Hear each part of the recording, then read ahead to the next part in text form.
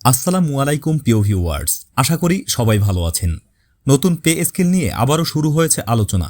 দেশের বিশিষ্ট অর্থনীতিবিদ ডক্টর দেবপ্রিয় ভট্টাচার্য মনে করছেন, নবম পে স্কেল কার্যকর করার আগে বর্তমান সরকারের উচিত একটি নতুন কমিশন গঠন করা।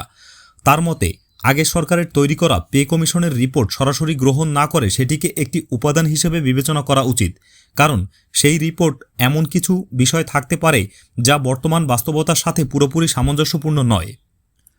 রাজধানীর ধানমন্ডিতে সেন্টার ফর পলিসি ডায়ালগ বা সিপিডির এক প্রাক বাজেট ব্রিফিংয়ে তিনি বলেন, আগের সরকার তাদের মেয়াদের শেষ দিকে পে স্কেল নিয়ে যে উদ্যোগ নিয়েছিল তার বাস্তবায়নের দায় এখন বর্তমান সরকারের উপর এসে পড়েছে।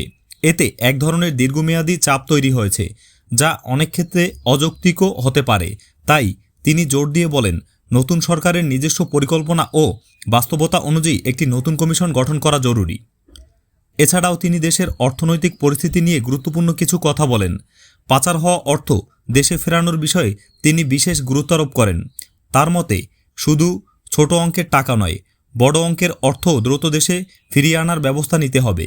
দেশের ভেতরে ও বাইরে যেসব সম্পদ জব্দ করা হয়েছে সেগুলো আইনি প্রক্রিয়ার মাধ্যমে বিক্রি করে দ্রুত অর্থ দেশে আনা সম্ভব বলেও তিনি উল্লেখ করেন।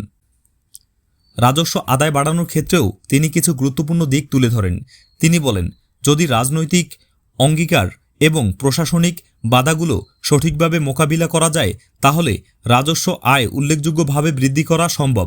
তবে তিনি সতর্ক করে বলেন, বর্তমান সরকারের জন্য প্রথম বছরটাই সবচেয়ে গুরুত্বপূর্ণ। এই সময় যদি কাঙ্ক্ষিত অগ্রগতি না হয় তাহলে পরবর্তীতে তা অর্জন করা আরও কঠিন হতে পারে।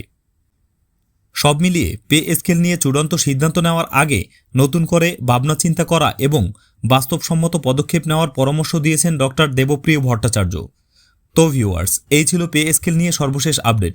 যদি আজকের ভিডিওটি ভালো লাগে তাহলে অবশ্যই একটি লাইক দিবেন, বন্ধুদের সাথে শেয়ার করবেন এবং এ ধরনের ভিডিও নিয়মিত পেতে চাইলে চ্যানেলটি সাবস্ক্রাইব করে সাথেই থাকবেন। আল্লাহ হাফেজ।